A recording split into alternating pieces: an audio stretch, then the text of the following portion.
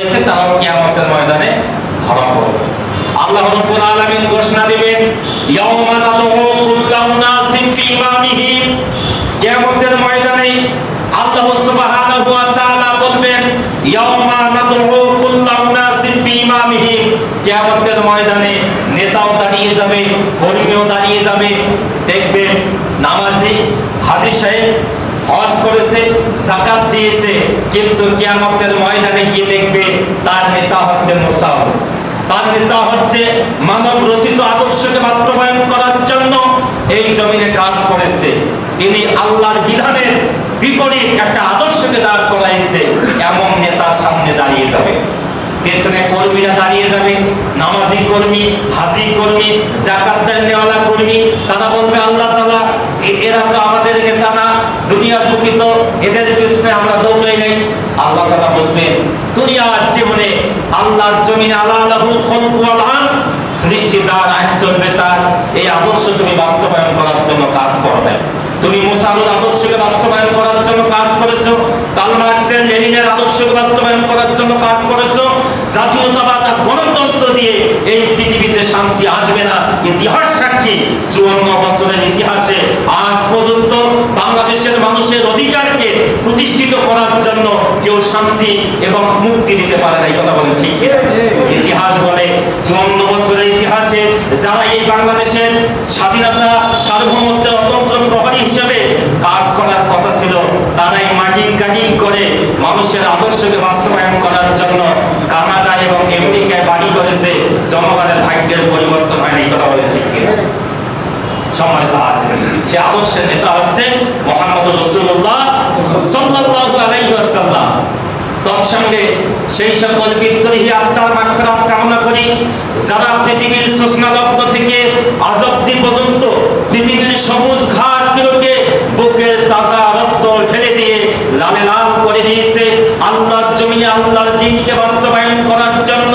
গোটা পৃথিবীতে Chechnya, Bosnia থেকে শুরু করে ফিলিস্তিনের অসহায় মুসলিমরা সহকারে আজকে আমার মাতৃভূমি বাংলাদেশে অসংখ্য আলেম ওলামা ফাঁসির কাজকে ঝুলিয়েছে, কিন্তু বাতিলের সঙ্গে আপোষ করে নাই।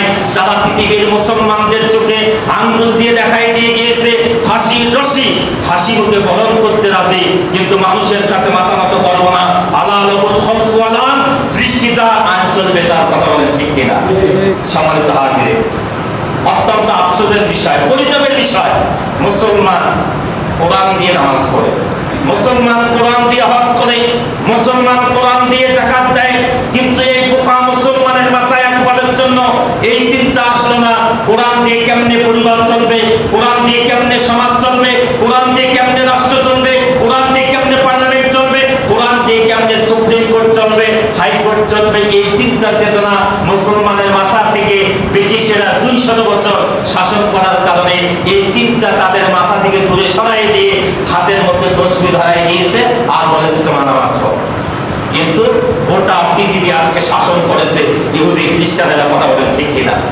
আজকে আমরা যতই বড় কথা বলি ইসরায়েলি পণ্য বর্জন করো, এমন কোন পণ্য নাই যেটা ইসরায়েলের নাই। ইসরায়েল যদি আজকে সিদ্ধান্ত নেয় আমি আমাদের পণ্যকে আর এই পৃথিবীতে সাপ্লাই দেব না, দেশ অসল হয়ে যাবে। কথা বলেন ঠিক কিনা? তারা মানুষের প্রত্যেকটা সেক্টরে তারা ঢুকে গিয়েছে তাদের পণ্য। আপনি আজকে তাদের পণ্য বর্জন করলে আপনারই ক্ষতি, আপনি চলতে পারবেন না। সম্মানিত হাজির, যে সমস্ত ভাইরা আল্লাহর জমিনে আল্লাহর দ্বীনকে প্রতিষ্ঠিত করার জন্য বুকের তাজা রক্ত ঢেলে দিয়েছে, ফাঁসি রশিকে ফাঁসি বুকে বরণ করেছে, আল্লাহ রাব্বুল আলামিন যেন তাদেরকে জান্নাতের সুউচ্চ মাকাম জান্নাতুল ফেরদাউস দান করে সকলে বলে আল্লাহুম্মা আমিন। সম্মানিত হাজির, আমি আপনাদের সামনে পবিত্র কোরআনুল কারীমে একটি আয়াত তেলাওয়াত করেছি সূরা জারিয়াত থেকে, আরেকটি আয়াত তেলাওয়াত করেছি সূরা হজ থেকে। সম্মানিত হাজির, আল্লাহ রাব্বুল আলামিন বলেছেন, ওয়া মা খালাকতুল জিন্না ওয়াল ইনসা ইল্লা লিয়াবুদুন। হে মানব সকল, আল্লাহ তাআলা মানুষটিকে বলতেছে ওয়া মা খালাকতু, ওয়া মানে এবং, মা মানে না, খালাকতু আমি সৃষ্টি করি নাই, ওয়া মা খালাকতুল জিন্না ওয়াল ইনস মানুষকে তৈরি করি নাই, এবং জিনকেও তৈরি করি নাই। আল্লাহ বলতেছে ওমা খলাকতুল জিন্না ওয়াল ইনসা, আমি মানুষকেও তৈরি করি নাই, জিনকেও তৈরি করি নাই।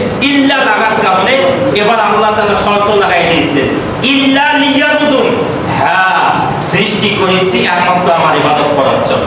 তার মানে ইল্লার আগে যা আছে ওমা খলাকতুল জিন্না ওয়াল ইনসা, আমি মানুষ এবং জিনকে তৈরি করি নাই। কেন তৈরি করি নাই? মানুষ হয় মানুষের আইন মানার জন্য তৈরি করি নাই। মানুষ তার সমাজ পরিচালনা করে মানুষের আইন দিয়ে, এই জন্য আমি মানুষকে তৈরি করি নাই। মানুষ তার পরিবার পরিচালনা করে মানুষের তৈরি আইন দিয়ে, এই জন্য মানুষকে তৈরি করি নাই। মানুষ তার সমাজ রাষ্ট্র পরিচালনা করবে মানুষের তৈরি করা আইন দিয়ে, এই জন্য আমি মানুষকে তৈরি করি নাই। ইল্লা, হ্যাঁ সৃষ্টি করেছি লিয়াবুদুন, কেবলমাত্র তারা আমার হুকুম পালন করবে বলে। সম্মানিত হাজির, আল্লাহ তাআলা বলছে আমি মানুষকে এবং জিনকে কেবলমাত্র তৈরি করেছি আমার ইবাদত করার জন্য। সম্মানিত হাজির, এই যে নামাজের মধ্যে সূরা ফাতিহা তেলাওয়াত করি, ইয়্যাকা না'বুদু ওয়া ইয়্যাকা নাস্তাঈন, আল্লাহ তাআলা কেবল তোমারই ইবাদত করি, তোমারই দাসত্ব করি, তোমারই গোলামি করি, কিন্তু আর তোমার কাছেই আমি সাহায্য চাই। সম্মানিত হাজির, একজন নামাজি ব্যক্তি যখন সালাতের মধ্যে বলে ইয়্যাকা না'বুদু ওয়া ইয়্যাকা নাস্তাঈন, আয় আল্লাহ তাআলা কেবল তোমারই ইবাদত করি, তোমারই দাসত্ব করি, তোমারই গোলামি করি, আর তোমার কাছে সাহায্য চাই, ওই ব্যক্তি মসজিদ থেকে বের হয়ে যাওয়ার পর যখন মানুষের তৈরি করা আইনের পিছনে চলে, যখন মানুষের তৈরি করা আইন মেনে চলে, তখন মনে হয় আল্লাহ তাআলার ইবাদত করার নমুনা এটাই যে আল্লাহ তাআলা তোমার ইবাদত করি মসজিদে, পরিবারে ইবাদত করি মানুষের, আল্লাহ তোমার ইবাদত করি মসজিদে, সমাজে ইবাদত করি কালমার্ক্সের, মাংসেতুম্বাদের, মানুষের তৈরি করা আইনের। আয় আল্লাহ তাআলা তোমার ইবাদত করি শুধু মসজিদে, মাঠে ময়দানে, অর্থনীতিতে, সমাজনীতিতে, পরিবার নীতিতে, আন্তর্জাতিক নীতিতে তোমার নীতি চলে না, এটা আমরা মানি না। এটাই কিন্তু তখন বোঝায় যখন আমরা শুধু বলি কেবল তোমার ইবাদত করি, তোমার কাছে সাহায্য চাই, শুধু মসজিদে বলি, নামাজের মধ্যে বলি, কিন্তু ময়দানে বলি না, তখন কিন্তু বারংবার নামাজ পড়ার পরেও আমরা মুনাফিক হই। কথা বলেন ঠিক কিনা? সম্মানিত হাজির, আরো চমৎকার কথা আল্লাহ তাআলা বলেছেন, ইয়া আইয়ুহাল্লাযীনা আমানু, ইয়া আইয়ুহাল্লাযীনা আমানু তাকুল্লাহা হাক্কা তুকাতিহি ওয়া লা তামুতুন্না ইল্লা ওয়া আনতুম মুসলিমুন। আল্লাহ তাআলা বলছে, হে ঈমানদারগণ, তোমরা আল্লাহ তাআলাকে ভয় করো, ভয় করার মতো। আল্লাহ বলতেছে, হে ঈমানদারগণ, তোমরা আল্লাহ তাআলাকে ভয় করো, ভয় করার মতো। ওয়া লা তামুতুন্না ইল্লা ওয়া আনতুম মুসলিমুন, খবরদার মৃত্যুবরণ করিও না মুসলমান না হওয়া পর্যন্ত। এখন আমার প্রশ্ন হলো, আল্লাহ তাআলা ঈমানদারদেরকে ডাক দিলেন, ইয়া আইয়ুহাল্লাযীনা আমানু, ওহে যারা ঈমান আনয়ন করেছো, ইত্তাকুল্লাহা, তোমরা আল্লাহ তাআলাকে ভয় করো। তার মানে বোঝা গেল ঈমানদার হতে পারে, আল্লাহর ভয় তার অন্তরে নাও থাকতে পারে। ঈমান নামাজি হতে পারে, আল্লাহর ভয় তার অন্তরে নাও থাকতে পারে। হাজী সাহেব হতে পারে, আল্লাহর ভয় তার অন্তরে নাও থাকতে পারে। কোন ভয়? যে ভয়ের কথা আল্লাহ তাআলা বলেছে। আর সেটাই যদি ঈমানদার হওয়া মানেই যদি সে জান্নাতি হতো, তাহলে আল্লাহ তাআলা এই কথা বলতেন না, ইয়া আইয়ুহাল্লাযীনা আমানু তাকুল্লাহা, হে ঈমানদারগণ, তোমরা আল্লাহকে ভয় করো। যেভাবে ভয় করা দরকার, ওয়ালা তামুতুন্না ইল্লা ওয়া আনতুম মুসলিমুন, খবরদার মুসলমান না হয়ে মৃত্যুবরণ করিও না। তার মানে বোঝা গেল ঈমানদার এক জিনিস, মুসলমান আর এক জিনিস। প্রত্যেক ঈমানদারে মুসলমান না, আমরা প্রত্যেক ঈমানদারে মুসলমান না। প্রত্যেক ঈমানদারে যদি মুসলমান হতো, তাহলে আল্লাহ তাআলা কেন বললেন, ইয়া আইয়ুহাল্লাযীনা আমানু তাকুল্লাহা হাক্কা তুকাতিহি ওয়া লা তামুতুন্না ইল্লা ওয়া আনতুম মুসলিমুন, তোমরা মুসলমান হয়ে মৃত্যুবরণ করো না। তার মানে বোঝা গেল প্রত্যেক ঈমানদারে মুসলমান না, প্রত্যেক নামাজি মুসলমান না, কিন্তু প্রত্যেক মুসলমানই হচ্ছে ঈমানদার। কথা বলেন ঠিক কি? আল্লাহ তাআলা বললেন, ইয়া আইয়ুহাল্লাযীনা আমানু উদখুলু ফিস-সিলমি কাফা, হে ঈমানদারগণ, তোমরা পরিপূর্ণভাবে ইসলামে প্রবেশ করো। তার মানে বোঝা গেল ঈমানদার হবে, নামাজি হবে, রোজাদার হবে, যাকাত দেন নেওয়া হবে, ভালো কাজের আদেশ দেন নেওয়া হবে, কিন্তু পরিপূর্ণ ইসলামে নাও থাকতে পারে। কথা বলে ঠিক কিনা? পরিপূর্ণ ইসলামে নাও থাকতে পারে। এই জন্য আল্লাহ তাআলা বলল, ও নামাজিরা, ও ইমাম সাহেব, ও মুয়াজ্জিন সাহেব, ও খতিব সাহেব, ও মুসল্লিরা, তোমরা সালাত আদায় করো। তোমরা যে মুসলমান, তোমরা যে পরিপূর্ণ ইসলামে দাখিল হয়েছে এমনটা না। কারণ আল্লাহ তাআলা বলেছে, উদখুলু ফিস-সিলমি কাফা, পরিপূর্ণভাবে ইসলামে দাখিল হয়ে যাও। আবার শুরুতে ডাক দিয়েছে ইয়া আইয়ুহাল্লাযিনা আমানু, ঈমানদার বলে। তার মানে বোঝা যাবে এটি এই কথাই একজন ঈমানদার নামাজ পড়বে, কিন্তু আল্লাহর জমিনে আল্লাহর দ্বীন প্রতিষ্ঠিত হোক এই চিন্তা তার মাথায় নাও থাকতে পারে। একজন হাজী সাহেব হজ করবে, কিন্তু তার মাথায় এই চিন্তা নাও থাকতে পারে যে সমাজটা আল্লাহর আইন অনুযায়ী চলো। এই জন্য আল্লাহ তাআলা ওই নামাজিকে, ওই হাজী সাহেবকে, ওই ঈমানদারদেরকে ডাক দিয়ে বলেছে যারা শুধু কোরআন অনুযায়ী সালাত আদায় করে, কোরআন দিয়ে হজ করে, কোরআন দিয়ে যাকাত দেয়, কিন্তু কোরআন দিয়ে আল্লাহর জমিনে আল্লাহর দ্বীন প্রতিষ্ঠিত হোক, কোরআন দিয়ে সমাজ পরিচালিত হোক, কোরআন দিয়ে রাষ্ট্র পরিচালিত হোক, কোরআন দিয়ে বিচার ব্যবস্থা পরিচালিত হোক, কোরআন দিয়ে পার্লামেন্ট পরিচালিত হোক, এটা যারা চায় না তাদেরকে ডাক দিয়ে বলছে ও নামাজি, ও হাজী সাহেব, উদখুলুল ফিস সিলমি কাফা, তুমি যে পথে আছো ওটা আসল পথ না, উদখুলুল ফিস সিলমি কাফা, তুমি এই পথে চলে আসো। আনাকিমুদ্দিন ওয়ালা তাতাফাররাকু, দ্বীন প্রতিষ্ঠা করো, পরস্পর কিন্তু বিচ্ছিন্ন হয় না। সম্মানিত হাজির, আকিমুস সালাত ওয়া আতুস যাকাত, যেখানে নামাজ ওখানে যাকাতের কথা। আমরা যারা এই সালাত আদায় করলাম, আল্লাহ তাআলা কিন্তু বলেছে আকিমুস সালাত, নামাজ কায়েম করো। ৮২ থেকে ৮৩ বার বলার কারণে আমরা সালাত আদায় করার জন্য আজকে এসেছি। কয়েক পার্সেন্ট লোক, সব লোক আসে না। কিন্তু কুতিবা আলাইকুমুস সিয়াম, একটা আয়াত নাযিল হয়েছে রোজা।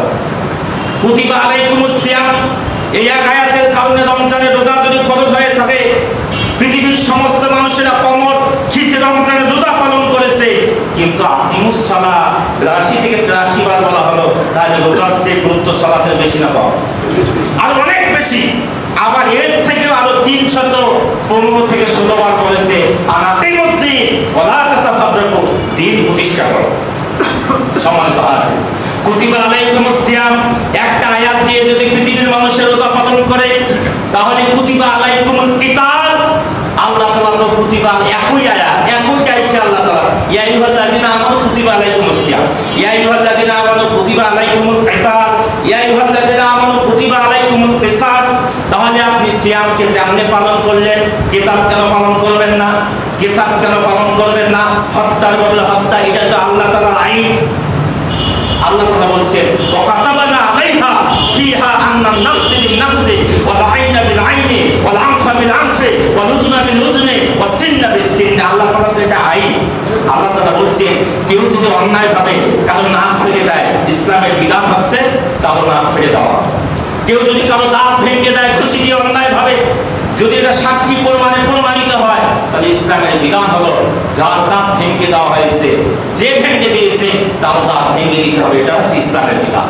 সমাজের একজন প্রভাবশালী লোক, একজন রিস্কাওয়ালার যদি দাঁত ভেঙে দেয় অন্যায়ভাবে, তাহলে ইসলামের বিধান হলো সাক্ষ্য প্রমাণে যদি প্রমাণিত হয়, ওই রিক্সাওয়ালা এসে এবার সমাজের ওই কোটিপতি লোকের এক ঘুষি দিয়ে যেমন ভাবে ঘুষি দিয়ে তার দাঁত ভেঙে দিয়েছে অন্যায় ভাবে, এবার রিক্সাওয়ালা ওই কোটিপতির দাঁত ভেঙে দেবে। এটাই হচ্ছে ইসলামের বিধান।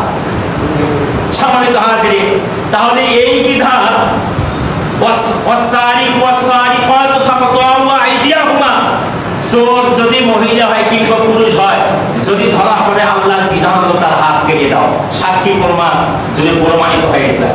আরো অনেক বিধান আছে, যদি অভাবের কারণে চুরি করে তার অভাব মিটিয়ে দাও, স্বভাবের চুরি হলে হাত কেটে দাও। সম্মানিত হাজির, এগুলো তো বিধান, এগুলো তো বিধান, এগুলো তো আইন। জেনাকার কিংবা জেনাকারিনী যদি ধরা পড়ে বিয়ার আগে এক শাস্তি, বিয়ার পরে যদি জেনা করে আরেক শাস্তি, এগুলো বিধান। কিন্তু একজন মানুষ মারা গেল, আমরা তার পাশে গিয়ে এই আয়াত তেলাওয়াত করলাম, তার পাশে গিয়ে আয়াত তেলাওয়াত করলাম, ওমান লাম ইয়াহকুম বিমা আনজালাল্লাহু ফাউলাইকা হুমুজ জালিমুন ফাউলাইকা হুমুল কাফিরুন ফাউলাইকা হুমুল ফাসিকুন। আল্লাহ তাআলার বিধান হলো যারা আল্লাহর বিধান অনুযায়ী ব্যক্তি, পরিবার, সমাজ, রাষ্ট্র পরিচালনা করবে না, তারা কাফের, তারা ফাসিক, তারা জালেম।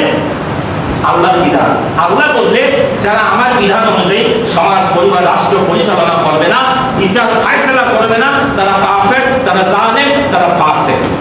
সম্মানিত হাজির, মৃত্যু ব্যক্তির সামনে এই আয়াত আপনি তেলাওয়াত করার মাধ্যমে ওই ব্যক্তি যদি ইসলামী আইনের বিরোধী লোক হয়, ওই ব্যক্তি যদি আল্লাহর জমিনে আল্লাহর দ্বীন প্রতিষ্ঠিত হোক, বাংলাদেশের স্বাধীনতার সার্বভৌমত্ব কেবলমাত্র ইসলাম আমাদের কাছে নিরাপদ, এই চিন্তার যদি উনি বিরোধী লোক হয়ে থাকে, তাহলে ওই আয়াত তেলাওয়াত করার মাধ্যমে ওকে স্মরণ করায় দেওয়া হচ্ছে আব্দুর রহিম, আব্দুল করিম দুনিয়া থেকে বিদায় হয়ে চলে গেছো, কাল মার্ক্সের আইনকে বাস্তবায়ন করার জন্য কাজ করেছো, কিন্তু আল্লাহর জমিনে আল্লাহর দ্বীন প্রতিষ্ঠিত হোক, এই কাজ যারা করেছে তার বিরুদ্ধে তুমি কথা বলেছো। আজকে তুমি মারা গিয়েছো, তোমার ইমাম সাহেব, তোমার এলাকার ছেলেরা, হাফেজ সাহেবরা আজকে ওই আয়াত তেলাওয়াত করে তোমাকে আবার স্মরণ করাই দিল, ওমান লাম ইয়াহকুম বিমা আনজালাল্লাহু ফাউলাইকা হুমুজ জালিমুন ফাউলাইকা হুমুল ফাসিকুন ফাউলাইকা হুমুজ জালিমুন। এই আয়াত স্মরণ করে মৃত্যু ব্যক্তিকে আরো স্মরণ করাই দেওয়া, তার উপকার হবে না, বরং আযাব হবে আরো বেশি। সম্মানিত হাজির, উপকার হবে কখন? একজন খেটে খাওয়া মানুষ মনে প্রাণে তেমন আল্লাহর ইবাদত করতে পারে না, কিন্তু তার ধ্যান ধারণা চিন্তা চেতনা এই চিন্তা ছিল আল্লাহর জমিনে আল্লাহর দ্বীন প্রতিষ্ঠিত হবে।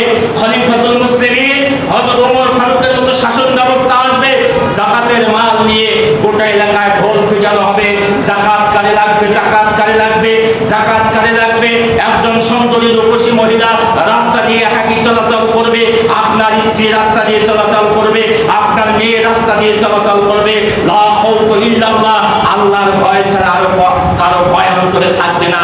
যে ইনশাআল্লাহ এই চিন্তা চেতনা অন্তরে মনে প্রাণে লালন করে এই ব্যক্তি মারা গিয়েছে, এরপর যদি তার সামনে আয়াত তেলাওয়াত করা হয়, ওমান লাম ইয়াহকুম বিমা আনজালাল্লাহু ফাউলাইকা হুমুজ জালিমুন ফাউলাইকা হুমুল ফাসিকুন ফাউলাইকা হুমুল মুনাফিকুন, এইভাবে যদি আয়াত তেলাওয়াত করা হয় তখন তার আত্মা আরো শান্তি পাবে, তার আমলনামায় আল্লাহ তাআলা আরো অনেক সওয়াব দান করবে। এই কারণে, কারণ সে আল্লাহর দ্বীনের পক্ষে ছিল। কথা বলে ঠিক কিনা? সম্মানিত হাজির, আমরা তো চাই আল্লাহর জমিনে আল্লাহর দ্বীন প্রতিষ্ঠিত হোক। কথা বলেন, চাই কি চাই না? আমরা চাই কোরআন দিয়ে আল্লাহ কোরআন দিয়ে সালাত আদায় করি। আল্লাহ আমার টাকা আছে, কোরআন দিয়ে হজ করতে যাই।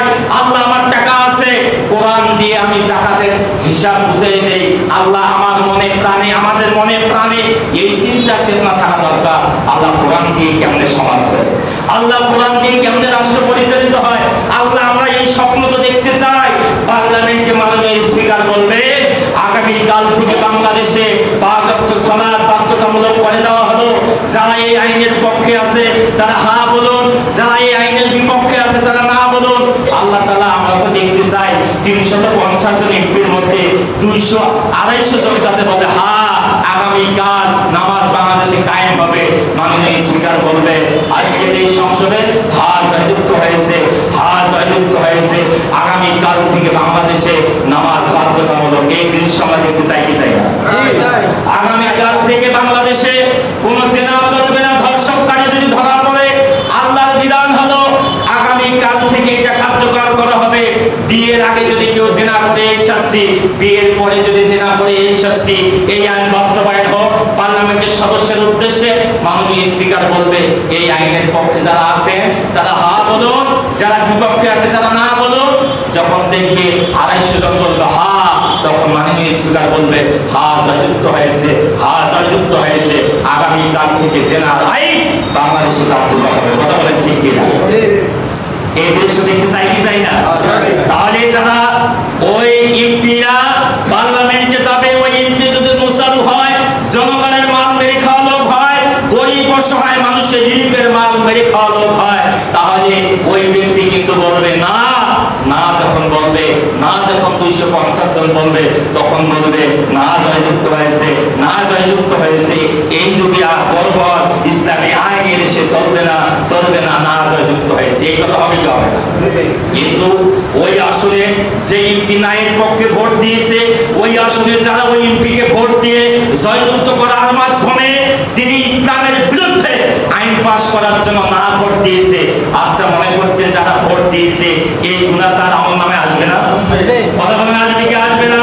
আল্লাহ রাব্বুল আলামিন কিয়ামতের ময়দানে আমলনামা হাতে দেবার বলবে ইকরা কিতাবাকা কাফা বিনাফসিকা আল-ইয়াওমা আলাইকা হাসিবা। বলো তোমার আমলনামা আজকের দিনে হিসাব দেওয়ার জন্য তুমি নিজেই যথেষ্ট।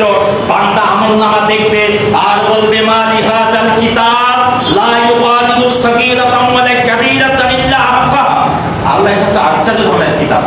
ছোট্ট গুনাহ করেছি সেটা এই জায়গায় লেখা, বড় গুনাহ করেছি সেটা এই জায়গায় লেখা, কুকুরে ঠকাইছি সেটা এই জায়গায় লেখা, ভাতিজারে ঠকাইছি সেটা এই জায়গায় লেখা, প্রতিবেশীর সম্পদ এখনো আমার সম্পদের ভেতরে আছে, প্রতিবেশী অসহায় মানুষের জমি এখনো দখল করে খাচ্ছি সেটাও আমলনামায় লেখা, রাতের অন্ধকারে কি গুনাহ করেছি সেটাও এই জায়গায় লেখা, অন্ধকার ঘরে গিয়া কোন মার্কায় জিন মেরেছি, আল্লাহ এটাও এই জায়গায় লেখা। আচ্ছা, এটা থাকবে কি থাকবে না? যাত্রা পরিমাণ যদি হিসাব হয় কিয়ামতের ময়দানে, তাহলে এত বিশাল একটা আমানত ভোটের মাধ্যমে একজন নেতা নির্বাচিত করবেন, কোন মার্কায় ভোট দিয়েছেন, এটা আমার নামে থাকবে না? এটা দেখার পরে অপরাধীরা বলবে, আল্লাহ এটা আমাদের কিতাব না, এটা আমার আমলনামা না, তোমার ফেরেশতারা মিথ্যা এগুলো আমাদের নামে লেখাই দিয়েছে। বলেন নাউযুবিল্লাহ। ফেরেশতা কি মিথ্যা লিখবে কারো নামে? না, কারো নামে মিথ্যা লিখবে না। আল্লাহ তাআলা যখন দেখবে বান্দা দুনিয়ার বুকে চাপাবাজি করেছে, ধোঁকাবাজি করেছে, আল্লাহর নাফরমানি করেছে, আশ্চর্য ব্যাপার, আজকে কিয়ামতের ময়দানে সে আবার অপবাদ দিচ্ছে ফেরেশতারা নাকি মিথ্যা তার নামে লিখেছে। আল্লাহ এবার ঘোষণা দেবেন পবিত্র কোরআনুল কারীমের সূরা ইয়াসিনের 65 নং আয়াত খুলে দেখবেন, আল ইয়াউমা নাখতিমু আলা আফওয়াহিহিম ওয়া তুকাল্লিমুনা আইদিহিম ওয়া তাশহাদু আরজুলুহুম বিমা কানু ইয়াকসিবুন। আল্লাহ তাআলা সেদিন জবান বন্ধ করে দেবেন, হাত সাক্ষ্য দেবে, পা সাক্ষ্য দেবে, অঙ্গ প্রত্যঙ্গ সেদিন সাক্ষ্য দেবে। সেদিন কিন্তু বান্দা আর তাকাব্বুরি আর মাতাব্বুরি কোনো কিছুই থাকবে না। কথা বলেন ঠিক কিনা? অঙ্গ প্রত্যঙ্গ সেদিন সাক্ষ্য দেবে। সময় হাজির, এজন্য পরকালীন কিয়ামতের ময়দানে আল্লাহ রাব্বুল আলামিন যখন ঘোষণা দেবে, ফারিকুম ফিল জান্নাত ওয়া ফারিকুম ফিস সাঈর, তোমরা একদল জান্নাতের দিকে যাও আর একদল জাহান্নামের দিকে যাও। আমতাজু ইয়াউমা আইয়ুহাল মুজরিমুন, অপরাধীরা তোমরা আজকে আলাদা হয়ে যাও। সেদিন কিন্তু আর ওই বাছাই করা লাগবে না যে অমুক পাড়ার লোক তারা এইদিকে যাও, অমুক পাড়ার লোক তারা এইদিকে যাও না। অপরাধীরা অটোমেটিক বুঝতে পারবে আমাকে এই জাহান্নামের দিকে যাইতে বলতেছে, জান্নাতীরা অটোমেটিক বুঝবে যে আমাকে জান্নাতের দিকে যাইতে বলতেছে। জাহান্নামীরা জাহান্নামের দিকে যখন যাবেন, আল্লাহ রাব্বুল আলামিন পবিত্র কোরআনুল কারীমের মধ্যে বলেছেন, ওয়াসিকাল লাযিনা কাফারু ইলা জাহান্নামা যুমারা হাত্তা ইজা জাউহা ফুতিহাত আবওয়াবুহা, জাহান্নামীদেরকে পিটায়ে পিটায়ে জাহান্নামের দিকে নিয়ে যাওয়া হবে। ফুতিহাত আবওয়াবুহা, জাহান্নামের দরজার কাছে যখন পৌঁছবে, ফুতিহাত আবওয়াবুহা, জাহান্নামের দরজা খুলে যাবে। জাহান্নামের ফেরেশতা বলবে, আলাম ইয়াতিকুম রাসূলুম মিনকুম ইয়াতলুনা আলাইকুম আয়াতি রাব্বিকুম। আব্দুর রহিম, আব্দুল করিম, আব্দুল মান্নান, আব্দুল সাত্তার, তোমরা আজকে কেন জাহান্নামে এসেছো? আলাম ইয়াতিকুম রাসূলুম মিনকুম ইয়াতলুনা আলাইকুম আয়াতি রাব্বিকুম। এই তোমার কাছে কোনো রাসূল আসে নাই, কোন আলেম ওলামা আসে নাই সত্যের সাক্ষ্য দেওয়ার জন্য? আল্লাহর জমিনে আল্লাহর দ্বীনকে প্রতিষ্ঠিত করতে হবে, এই দাওয়াত নিয়ে কি তোমার কাছে কেউ আসে নাই? তখন তারা বলবে, কলুবালা, হ্যাঁ এসেছিল। ওই কি বারাকাতি মসজিদে নাকি, এটা বরকতিয়া মসজিদে এসেছিল, ইকরামিয়া মসজিদে আমাদেরকে দাওয়াত দিয়েছিল, ওই যে তারপর গ্রামতিয়া মসজিদে দাওয়াত দিয়েছে, নাজিরাবাদ মসজিদে দাওয়াত দিয়েছিল, হ্যাঁ এসেছিল। ওয়ালাকিন হাক্কাত কালিমাতুল আযাবি আলাল কাফিরিন, ওই কিয়ামতের ময়দানে কাফেরদের যে শাস্তির ব্যবস্থা ওটাই কিন্তু সেদিন বাস্তবায়িত। তাহলে একদল জাহান্নামের দিকে গেলে তাদের সঙ্গেই আসা, পিটায় পিটায় জাহান্নামের দিকে। তারপরে আয়াতে আল্লাহ তাআলা বলতেছেন, ওয়াসিকাল লাযিনা তাকাউ রাব্বাহুম ইলাল জান্নাতি যুমারা হাত্তা ইজা জাউহা ওয়া ফুতিহাত আবওয়াবুহা সালামুন আলাইকুম তিবতুম ফাদখুলুহা খালিদিন। বলেন সুবহানাল্লাহ। এবার জান্নাতীদেরকে হাঁকায়ে হাঁকায়ে ওয়েলকাম, স্বাগতম জানায়ে জানায়ে তাদেরকে জান্নাতের দিকে নিয়ে যাওয়া হবে আর তাদেরকে বলবে, সালাম, আল্লাহ তাআলা তোমাদেরকে সালাম দিয়েছে। বলেন সুবহানাল্লাহ। তোমরা এই জান্নাতে বসবাস করো, কিয়ামত পর্যন্ত 1000 বছর চলে যাবে, যুগ যুগ ধরে তোমরা এই জান্নাতে বসবাস করো। আমরা এই জান্নাতে যেতে চাই কি চাই না? চাই। তাহলে আল্লাহর জান্নাতে যদি যেতে চাই, তাহলে কিয়ামতের ময়দানে আল্লাহ তাআলা যখন ডাক দিবেন, ইয়াউমা নাদউ কুল্লা উনাসিন বিইমামিহিম, কিয়ামতের ময়দানে যেহেতু ইমাম নেতা সহকারে ডাক দেওয়া হবে, ওই নেতা হবে কে? সেই নেতাকেও আমাদেরকে বাছাই করতে হবে। কথা বলেন ঠিক কিনা? নেতা বাছাই করতে যদি ভুল করি, মদখোর, টেন্ডারবাজি, চাঁদাবাজি, মানুষের সম্পদ মেরে খেয়েছে, এমন লোক যদি আপনার আমার নেতা হয়, তাহলে কিয়ামতের ময়দানে আপনি যতই নামাজ পড়েন, রোজা করেন, হজ করেন, যাকাত দেন, আপনার নেতা চরিত্রহীন হওয়ার কারণে, আপনার ওই নেতা অনুসারী হওয়ার কারণে তার সঙ্গে জাহান্নামে যেতে হবে। আর আপনার নেতা যদি হয় আল্লাহওয়ালা, আল্লাহ ভীরু, আল্লাহর জমিনে আল্লাহর দ্বীন প্রতিষ্ঠিত হোক, আপনার নেতা যদি আমিরুল মুমিনিন খলিফাতুল মুসলিমিনের মতো শাসন ব্যবস্থা প্রতিষ্ঠিত করতে চায়, যেই শাসন ব্যবস্থা আপনার আমার প্রিয় রাসূল মুহাম্মদুর রাসূলুল্লাহ সাল্লাল্লাহু আলাইহি ওয়াসাল্লাম দেখাই দিয়ে গিয়েছেন। মদিনায় গিয়ে যখন ইসলামী রাষ্ট্র প্রতিষ্ঠিত করলেন, তখন তিনি ঘোষণা দিলেন, আজ থেকে মদিনার যত ঋণগ্রস্ত ব্যক্তি আছে আর অভাবী ব্যক্তি আছে, তাদের অভাবের বোঝা আর দিনের বোঝা আমি মুহাম্মদুর রাসূলুল্লাহ সাল্লাল্লাহু আলাইহি ওয়াসাল্লাম আমি আমার কাঁধের মধ্যে নিয়ে নিলাম। এমন শাসক আমরা দেখতে চাই, কথা বলেন ঠিক কিনা?